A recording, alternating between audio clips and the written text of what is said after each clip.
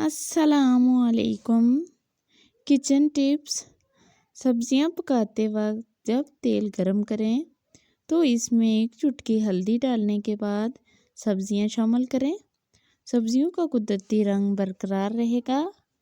आम सब्जियों की तरह सलाद के पत्ते भी थोड़े से तेल में लहसुन, नमक और मिर्च शामिल करके पकाए जा सकते हैं। जब भी साबुत मुर्गी रोस्ट करना हो तो मसाला भरने के बाद इसे ज़्यादा देर तक ना रखें ताकि इसकी ताज़गी बरकरार रहे और जरासीम को पनपने का मौका भी ना मिले।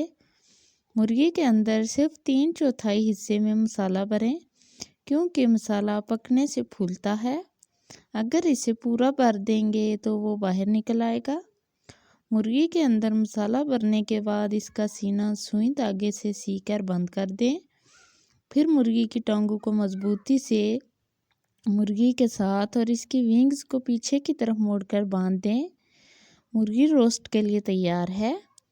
नमकीन का मक्खन 6 माह तक जबकि फीका मक्खन सिर्फ 3 माह के लिए फ्रीज़र में महफूज रहता है।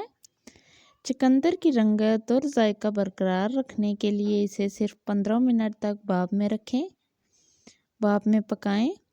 आलू का मज़ेदार भरता बनाने के लिए सबसे पहले आलू बेक करें। इसके बाद इसका छिलका उतार कर बेक से दूध और मक्खन में अच्छी तरह मैश करने के बाद हस्बे जायका डालकर पकाएं। घी डालकर पकाएं। इस तरह जायका मज़ीद बेहतर हो जाता है। 3 पाउच चीनी शरबत की खाली बोतल में डालकर ऊपर से थोड़ा सा नीम गर्म पानी डाल दें। चीनी गलकर शीरा यानी सिरप बन जाएगी। अब ये बोतल एहतियात से ढक्कन लगाकर फ्रिज में रख दें।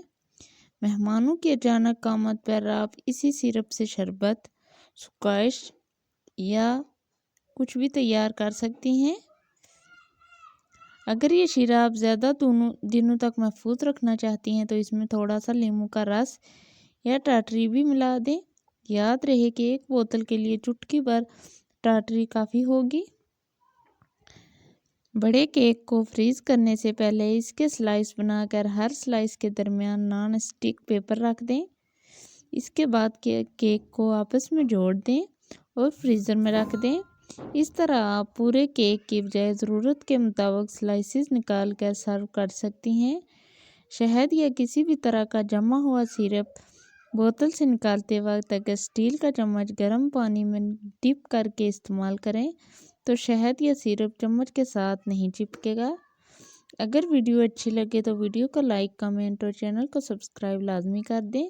शुक्रिया।